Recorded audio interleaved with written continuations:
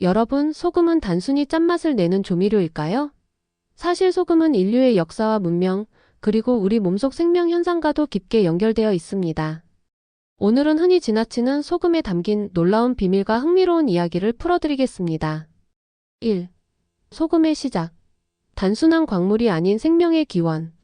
소금은 바닷물에서 얻어지는 단순한 결정체로 생각하기 쉽지만 사실 소금은 생명의 기원과 밀접한 관련이 있습니다. 지구의 최초 생명은 바다에서 탄생했는데 이 바닷물 속의 염분 농도는 지금도 인간의 혈액 염분 농도와 거의 일치합니다. 다시 말해, 우리 몸속 혈액은 작은 바다라는 표현이 어색하지 않은 것이죠. 그래서 인류는 소금을 단순히 맛을 내는 재료가 아니라 생명을 유지하기 위한 필수 요소로 여겨왔습니다. 2. 소금과 문명. 화폐, 권력, 전쟁. 소금은 한때 금보다 귀했습니다. 고대 로마에서 군인들의 급여를 뜻하는 살라리움이라는 단어가 있는데 이게 바로 소금에서 유래한 단어입니다. 즉, 로마 군인들은 소금을 월급으로 받았던 셈이죠.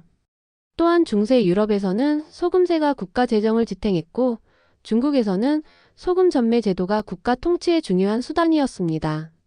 심지어 프랑스 혁명의 한 원인 중 하나도 바로 소금세였다는 사실 알고 계셨나요? 단순한 조미료가 아니라 권력과 경제를 좌우한 물질이었던 겁니다. 3. 소금의 종류. 바다에서 광산까지. 소금이라고 다 같은 소금이 아닙니다. 우리가 흔히 먹는 정제염은 바닷물이나 암염에서 불순물을 제거한 것이지만 각 지역의 자연 환경에 따라 맛과 색이 달라지죠. 예를 들어 히말라야 핑크솔트는 철분이 많아 붉은 빛을 띠고 프랑스의 게랑드 소금은 바닷가 갯벌에서 천일염 방식으로 만들어져 미네랄 풍미가 강합니다.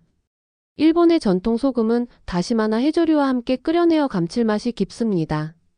이렇게 소금은 단순히 짠맛뿐 아니라 풍미를 완성하는 미묘한 차이를 만들어내는 존재입니다. 4. 소금과 건강. 독이 되기도 약이 되기도. 소금은 건강과도 깊이 연결됩니다. 너무 많이 먹으면 고혈압, 신장질환의 원인이 되지만 부족하면 오히려 생명 유지에 치명적입니다. 역사적으로 소금 부족은 큰 문제였습니다. 사막이나 내륙 지방에서는 소금을 얻기 힘들었기 때문에 상인들이 수천 킬로미터를 오가며 소금기를 만들었죠. 아프리카의 사하라 사막에서는 금과 소금이 1대1로 교환될 정도였습니다. 또 재미있는 사실은 고대 중국과 일본에서는 소금을 약으로 쓰기도 했습니다. 상처를 소금물로 소독하거나 체내의 불균형을 잡기 위해 소금탕을 이용했죠. 오늘날에도 의학적으로 소금은 전해질 균형과 신경 전달에 꼭 필요합니다. 5. 소금과 문화. 음식 속에 담긴 의미. 소금은 단순히 맛을 내는 재료를 넘어 문화적인 의미까지 가집니다. 한국에서는 김치, 된장, 간장 등 발효 음식의 기본이 소금이죠. 소금이 없으면 발효도 불가능합니다. 또한 소금은 정화의 의미로도 쓰입니다. 옛날에 집을 새로 지으면 소금을 뿌려 애군을 막았고 제사상에도 반드시 소금이 올랐습니다. 일본의 스모 경기에서는 씨름판에 소금을 뿌려 부정을 막습니다. 소금은 음식과 함께 종교적 문화적 의미까지 지닌 신비한 물질이었던 것입니다. 6. 소금의 미래. 단순한 조미료를 넘어. 오늘날 과학자들은 소금을 단순히 음식 재료가 아니라 새로운 자원으로 주목합니다. 바닷물에서 얻은 소금을 활용해 에너지를 저장하거나 미세한 소금 입자의 전기적 성질을 이용해 친환경 배터리를 개발하는 연구도 진행되고 있습니다. 또 해양 심층수에서 얻는 소금 성분은 화장품이나 건강 보조제로도 활용됩니다. 즉, 소금은 앞으로도 단순히 짠맛 이상의 의미를 가지며 인류의 미래 자원으로 쓰일 수 있는 잠재력을 가지고 있습니다. 여러분, 수달하면 어떤 이미지가 떠오르시나요? 손을 잡고 자는 귀여운 모습, 혹은 물속에서 장난치는 동물? 하지만 사실 수달은 귀여움 이상의 놀라운 능력과 독특한 문화를 지닌 동물입니다. 오늘은 잘 알려지지 않은 수달의 숨은 비밀을 흥미롭게 풀어드리겠습니다. 1. 수달의 첫인상. 귀여움 뒤에 숨겨진 강인함. 수달은 보통 물놀이를 즐기며 귀여운 얼굴로 사람들을 웃게 만드는 동물로 알려져 있죠. 하지만 사실 수달은 강력한 사냥꾼입니다. 날카로운 이빨과 강한 턱 힘을 가지고 있어서 갑각류 껍질을 깨부수고 심지어 물고기를 단숨에 낚아채기도 합니다. 귀여운 겉모습과 달리 수달은 물속의 민첩한 포식자라고 할 수 있습니다. 2. 수달의 도구 사용. 동물계의 작은 발명가. 수달이 특별한 이유 중 하나는 바로 도구를 사용한다는 점입니다. 바다 수달은 조개 껍데기를 깨기 위해 돌을 사용하는데 이때 단순히 아무 돌이나 짚는 게 아니라 자신만의 돌을 따로 보관하기도 합니다. 수달의 앞발 밑에는 작은 주머니 같은 주름이 있는데 거기에 가장 쓰기 좋은 돌을 넣고 다니죠. 마치 사람의 주머니에 쏙 맞는 도구처럼 말입니다. 그래서 어떤 과학자는 바다 수달을 바다 위의 작은 기술자라고 부르기도 했습니다. 3. 수달의 사회성. 손을 잡고 자는 이유. 많은 분들이 알고 있는 수달이 손을 잡고 자는 모습, 그건 단순히 귀여운 습관이 아닙니다. 강한 물살에 떠내려가지 않기 위해 서로의 손을 꼭 잡고 자는 것이죠. 이를 래프팅이라고 부릅니다. 심지어 여러 마리의 수달이 서로 이어져 거대한 수달 뗏목을 만들기도 합니다. 이 모습은 협력과 유대의 상징처럼 보이지만 사실은 생존을 위한 똑똑한 전략이기도 합니다. 4. 수달의 향기 언어. 냄새로 대화한다. 수달은 말을 할 수 없지만 고유한 향기 언어를 가지고 있습니다. 수달의 몸에는 향선이라는 분비샘이 있는데 여기서 나오는 냄새로 자신의 영역을 표시하거나 서로의 상태를 알립니다. 흥미로운 점은 이 냄새가 사람에게는 그다지 향기롭지 않다는 거죠. 어떤 연구자는 수달의 향을 생선과 젖은 풀, 그리고 약간의 금속 냄새가 섞인 것이라고 묘사했습니다. 하지만 수달에게는 이 냄새가 서로를 구분하는 중요한 이름표 같은 역할을 하는 것입니다. 5. 수달과 인류. 고대부터 이어진 특별한 관계. 수달은 단순히 동물원에서만 만날 수 있는 동물이 아니었습니다. 옛날 몽골과 중앙아시아에서는 수달 가죽이 귀하게 여겨져 왕족들이 외투로 사용했습니다. 또 한국과 일본에서는 수달이 깨끗한 강의 상징으로 여겨져 전통 설화에도 자주 등장하죠.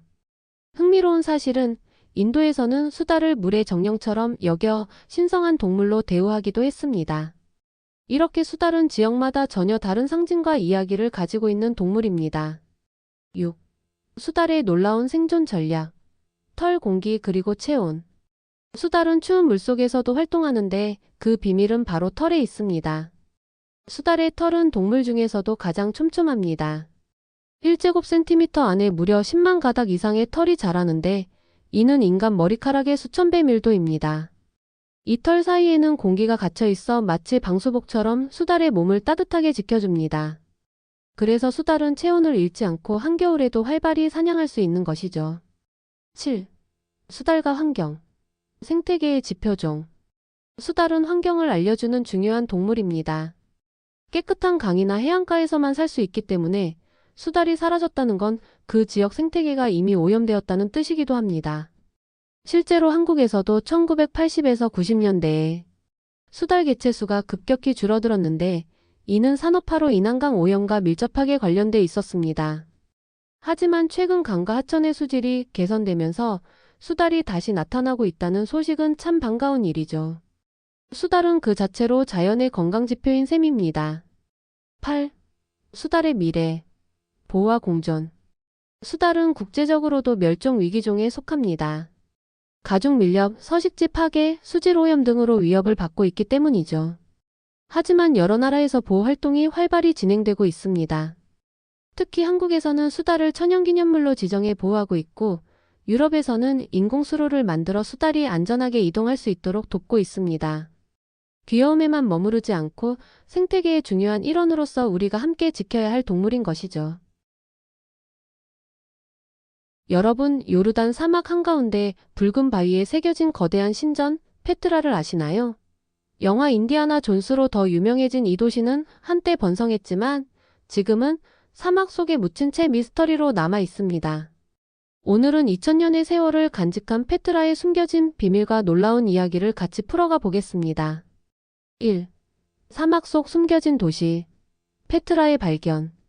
페트라는 기원전 4세기부터 번성했던 나바테아 왕국의 수도였습니다. 그러나 19세기 초까지만 해도 서양 세계는 페트라의 존재조차 몰랐죠. 유럽 탐험가 요한 부르크하르트가 현지인으로 변장해 이곳을 찾아냈을 때 그는 붉은 절벽 속 거대한 신전을 보고 경악했습니다. 사람들은 이 도시를 장밋빛 도시라 불렀는데 바위 자체가 분홍빛을 띠고 있어 하루에도 시간대마다 색이 달라 보이기 때문이었습니다. 발견 순간부터 이미 미스터리한 분위기를 풍겼던 도시였죠. 어떻게 바위에 도시를 새겼을까? 페트라의 가장 큰 의문 중 하나는 건축 방식입니다. 페트라의 건축물들은 붉은 사암 절벽을 통째로 깎아 만든 것입니다. 알카즈네라고 불리는 대표적인 신전은 높이가 무려 40m가 넘는데 정밀한 기둥과 장식까지 모두 바위 속에서 조각해낸 것입니다. 놀라운 점은 당시 나바테아인들이 철제 도구는 있었지만 지금처럼 정밀 기계는 없었다는 것이죠. 그렇다면 어떻게 수십 미터 높이의 바위를 정교하게 조각할 수 있었을까요? 학자들은 위에서 아래로 깎아내려오는 독특한 방식 덕분이라고 설명하지만 아직도 완벽히 밝혀진 건 아닙니다. 3. 나바테아인의 비밀 무기. 물. 사막 한가운데 있는 도시가 어떻게 번성할 수 있었을까요? 그 비밀은 바로 물 관리 기술에 있습니다. 나바테아인들은 사막 속에서도 빗물을 모아 저장하는 천재적인 시스템을 구축했습니다. 수로 저수조 댐을 정교하게 만들어 도시 전체에 물을 공급했죠. 심지어 오늘날 고고학자들이 살펴본 결과 페트라의 물관리 기술은 당시 로마와 비교해도 뒤지지 않을 만큼 발전했다고 합니다. 사막 한가운데 꼽힌 도시, 그 자체가 기적과 같은 기술의 산물이었던 셈이죠. 4. 알카즈네의 정체. 보물창고인가 무덤인가? 페트라의 상징적인 건축물인 알카즈네는 파라오의 보물창고라는 이름으로도 불립니다. 현지 전설에 따르면 이곳에는 파라오의 보물이 숨겨져 있다고 믿어 총탄 자국이 건물 곳곳에 남아 있습니다. 사람들이 총을 쏘아 보물을 찾으려 했던 흔적이죠. 하지만 학자들은 이것이 왕의 무덤일 가능성이 크다고 보고 있습니다. 문제는 아직도 내부 전체가 완전히 밝혀지지 않았다는 것입니다. 보물창고일지 신전일지 혹은 전혀 다른 용도였을지는 여전히 미스터리로 남아 있습니다. 5. 사라진 도시. 몰락의 이유. 페트라는 한때 비단길 무역의 중심지로 부를 누렸습니다. 그러나 서기 4세기 무렵 무역로가 바다로 바뀌면서 급격히 쇠퇴했습니다. 게다가 지진까지 도시를 강타해 많은 건축물이 무너졌죠. 결국 사람들은 도시를 버렸고 페트라는 긴 세월 동안 모래와 바위에 가려진 채 잊힌 도시가 되었습니다. 하지만 왜 나바테아인들의 정체와 기록이 거의 남아있지 않은 걸까요? 이 또한 페트라의 미스터리 중 하나입니다. 6. 페트라와 별자리. 천문학적 설계. 최근 연구자들은 페트라 건축물의 배치가 단순한 미적 감각이 아니라 천문학적 의미를 가진다고 주장합니다. 대표적인 건물들이 태양의 움직임이나 특정 별자리에 맞추어 지어졌다는 것이죠. 예를 들어 동지와 때 건물의 입구로 햇빛이 정확히 들어오는 현상이 발견되기도 했습니다. 만약 이 가설이 맞다면 페트라는 단순한 무역 도시를 넘어 신성한 우주적 도시였을지도 모릅니다. 7. 현대의 페트라. 다시 깨어난 도시.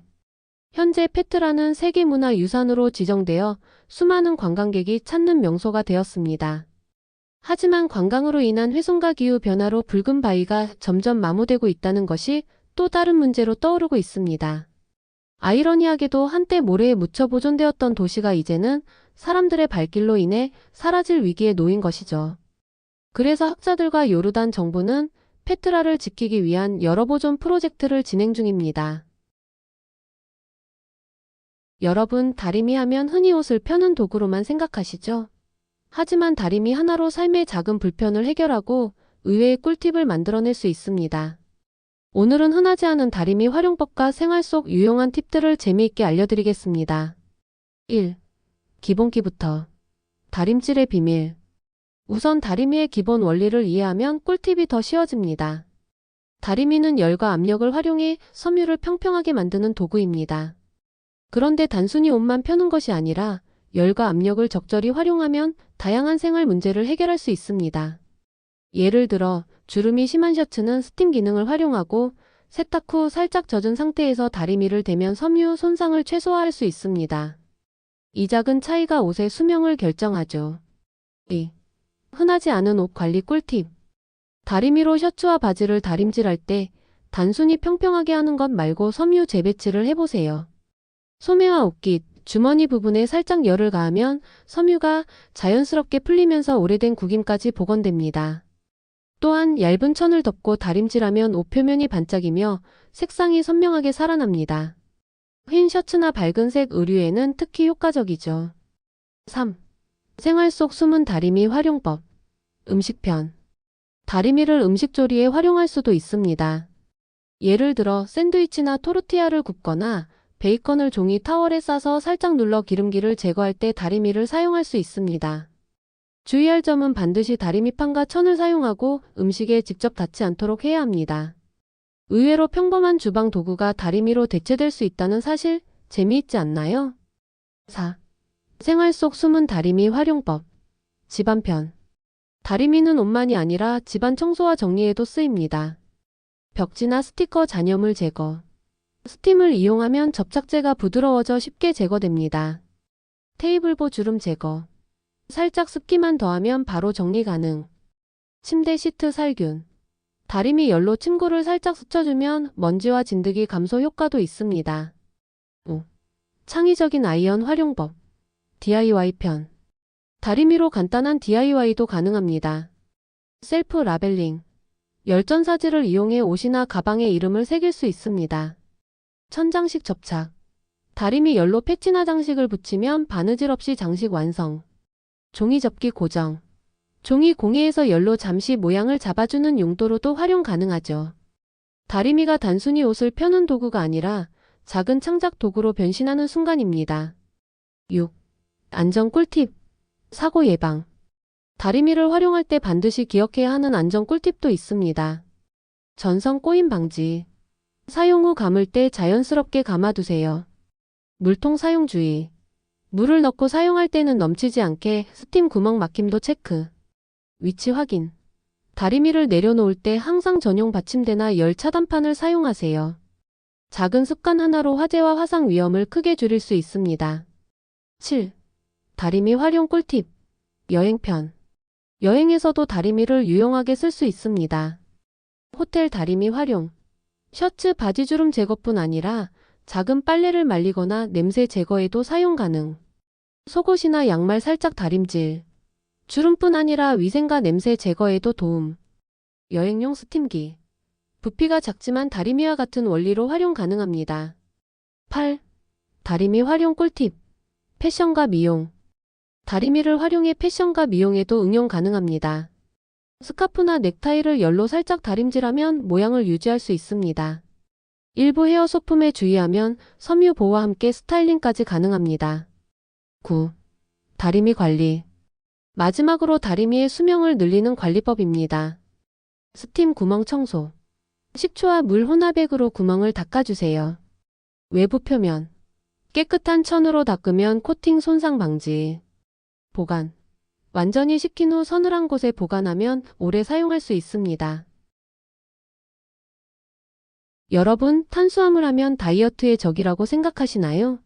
사실 탄수화물은 우리 몸에 꼭 필요한 에너지원이지만 잘못된 정보가 많아 혼란스럽기도 합니다. 오늘은 흔하지 않은 관점으로 탄수화물의 진실과 거짓을 재미있게 풀어보겠습니다. 1. 탄수화물이란 무엇인가? 탄수화물은 우리 몸의 주요 에너지원입니다. 쌀, 빵, 감자 등 다양한 음식에 포함되어 있죠.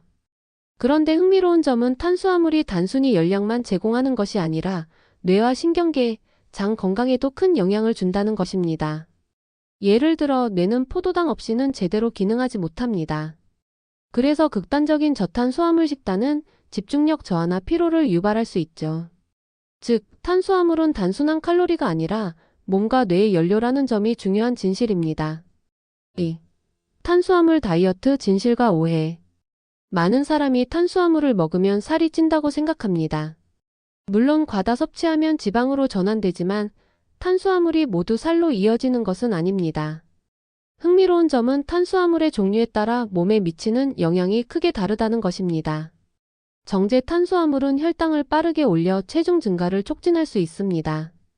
복합 탄수화물은 혈당 상승이 느리고 포만감을 오래 유지시켜 오히려 다이어트에 도움을 줍니다.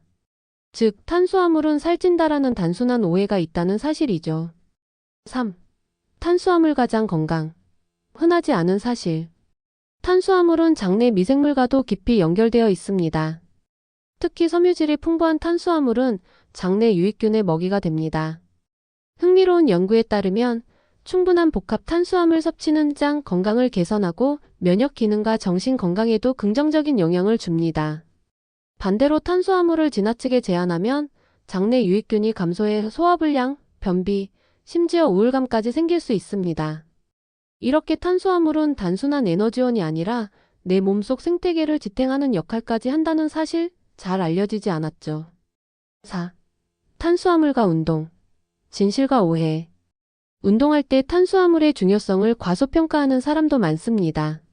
하지만 탄수화물은 근육 운동과 지구력 운동에서 핵심 역할을 합니다. 장거리 달리기나 수영, 글리코겐 저장이 필수.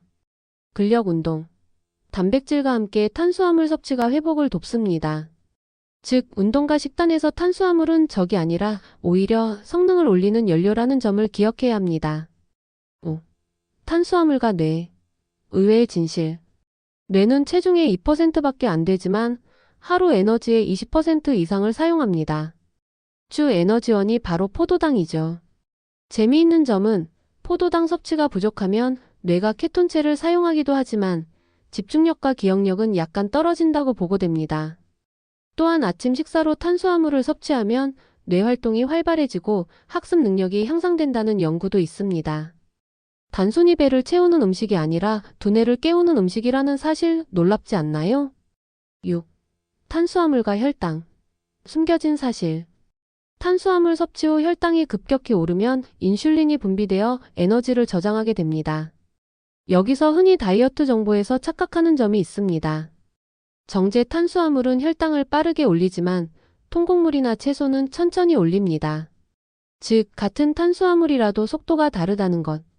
혈당 지수가 낮은 탄수화물을 섭취하면 포만감도 오래가고 에너지 레벨도 안정적입니다. 탄수화물이 나쁘다라는 일반화된 인식은 이렇게 오해에서 비롯된 경우가 많습니다. 오늘은 흔하지 않은 관점으로 탄수화물의 진실과 거짓을 살펴봤습니다. 단순히 먹으면 살찐다라는 오해에서 벗어나 뇌와 장, 운동과 기분까지 연결된 중요한 영양소라는 사실. 탄수화물을 제대로 이해하고 똑똑하게 섭취하는 것이 건강과 일상 에너지 관리의 핵심이라는 점 기억해 두세요. 여러분, 서울 강동구에 있는 암사동, 이름만 들어도 왠지 고즈넉한 옛날 느낌이 나지 않나요? 그런데 암사동이라는 이름에는 단순한 지명이 아니라 선사시대부터 이어진 역사와 문화가 숨겨져 있습니다. 오늘은 흔히 알려지지 않은 암사동의 이름과 그 속에 담긴 이야기를 재미있게 풀어보겠습니다. 1. 암사동 한자와 의미. 암사동이라는 이름은 한자로 바위 암과 절 사가 결합된 형태입니다. 직역하면 바위절 동네 정도가 되죠. 흥미로운 점은 실제로 암사동 일대에는 바위가 많은 지형이라는 점입니다. 한때 이 지역에는 작은 암자가 있었을 것으로 추정되는데 지역 주민들이 바위가 많은 곳에 절이 있다는 의미로 자연스럽게 암사라고 부르기 시작했다고 합니다. 2. 선사시대의 흔적. 암사동 선사유적지. 암사동은 단순히 이름만의 유래가 아니라 선사시대의 흔적이 남아있는 곳이기도 합니다. 바로 암사동 선사유적지죠. 이곳에서는 약 5,000년 전 신석기 시대 사람들의 흔적이 발견되었습니다. 돌을 깨서 만든 간단한 도구와 토기 조각, 그리고 불을 피운 흔적까지 발견되었는데 이를 통해 암사동은 이미 고대부터 사람들이 모여 살던 장소였음을 알 수 있습니다. 3. 암사동이라는 이름의 변화. 재밌는 점은 암사동이라는 이름이 시대별로 조금씩 달라졌다는 것입니다. 조선시대에는 기록에 암살이라고 등장하기도 했는데 이는 동 대신 리를 사용한 것입니다. 즉, 바위절이 있는 마을이라는 의미는 유지되었지만 행정구역 체계와 기록 방식에 따라 이름이 바뀌면서 지금의 암사동이 된 것이죠. 4. 바위와 절의 상징성. 암사동 이름 속 바위와 절에는 특별한 상징이 담겨 있습니다. 바위는 오래된 시간을 의미하며 절은 정신적 중심을 의미합니다. 흥미로운 점은 고대 사람들은 바위 주변에 신성한 장소를 두는 경우가 많았다는 것인데 암사동도 비슷한 맥락에서 바위가 많은 신성한 장소라는 의미로 자리 잡았을 가능성이 있습니다. 즉, 이름 자체가 고대 사람들의 세계관과 연결된 셈이죠. 5. 암사동과 한강. 지리적 의미. 암사동은 한강변에 위치해 있습니다. 한강은 고대부터 사람들의 교통로이자 생활의 중심지였죠. 암사동의 바위 지형과 한강의 인접성은 선사시대 사람들에게 주거와 사냥, 농업의 최적의 조건을 제공했습니다. 즉 이름 속 바위는 단순한 지형적 특징을 넘어 생활의 중심을 뜻하기도 했던 것입니다. 6. 암사동의 역사적 사건과 인물. 조선시대 기록에는 암사동 주변에서 작은 마을 공동체가 형성되어 있었음을 알 수 있습니다. 또 일제강점기에는 이 지역이 일부 개발되면서 전통적 지명과 현대 행정구역이 결합하게 되죠. 흥미로운 사실은 과거 암사동 주민들은 한강의 범람과 바위 지형을 활용해 자연재해를 방어했으며 바위 주변의 작은 사찰과 마을 공동체를 유지했다는 점입니다. 이름 속 암과 사가 그 역사를 그대로 담고 있는 셈입니다. 7. 암사동의 문화적 의미. 암사동이라는 이름은 단순한 지명을 넘어 지역 문화와 연결되어 있습니다. 예를 들어 마을 주민들은 바위 주변에서 공동체 의식을 다지고 제사를 지내거나 한강에서 물고기를 잡아 생활했습니다. 또 선사유적지 발굴과 관련된 현대 연구자들은 암사동을 고대와 현대가 만나는 문화 공간이라고 부르기도 합니다. 이름 자체가 생활과 문화를 담고 있는 중요한 기록인 것이죠. 8. 현대의 암사동. 이름의 가치. 오늘날 암사동은 서울 강동구의 주거지역으로 발전했습니다. 하지만 선사유적지와 바위 지형, 그리고 이름 속에 담긴 역사적 의미는 여전히 남아 있습니다. 흥미로운 점은 주민들은 일상 속에서 암사동이라는 이름을 통해 과거와 현재, 자연과 사람, 역사와 문화를 이어가고 있다는 사실입니다. 오늘은 암사동이라는 이름에 담긴 역사와 의미를 살펴봤습니다. 바위와 절의 상징성, 선사시대 흔적, 한강과의 관계, 주민들의 생활까지 이름 하나에도 이렇게 많은 이야기가 숨어 있습니다. 다음에 암사동을 지나가게 되면 단순한 동네 이름이 아니라 수천 년의 시간과 역사가 담긴 지명이라는 사실을 떠올려 보시면 좋겠습니다. 구독과 좋아요 부탁드려요.